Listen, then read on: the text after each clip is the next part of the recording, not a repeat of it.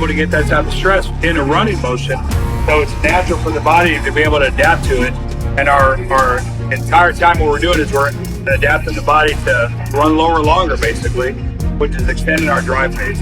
Now, while that isn't too important for our big guys because they're not going to be running any type of sprints, it is important in the first 10 yards that this is pretty much where the game is played. And the fact that I can get a guy Riley's size, 6'7", 310 pounds, to be able to accelerate in the first 5 under 1 second is pretty important.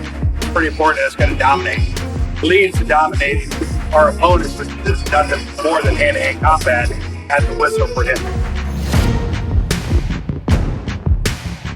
Training for the draft right now. I had some interest from some teams, and so now the focus has shifted from the football season to preparing for pro day and preparing for the draft.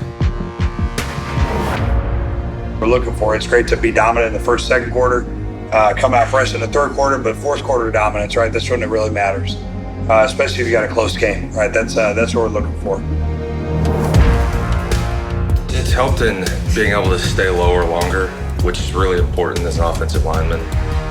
Being able to engage my hips with a proper drive angle has made a huge difference. Hit it. Your ability to use this, where we're able to push 1,000 pounds here, you would never deadlift 1,000 pounds. We would never have you squatting over 600 pounds, right? That vertical motion just isn't the same and transfer into applying strength in this motion.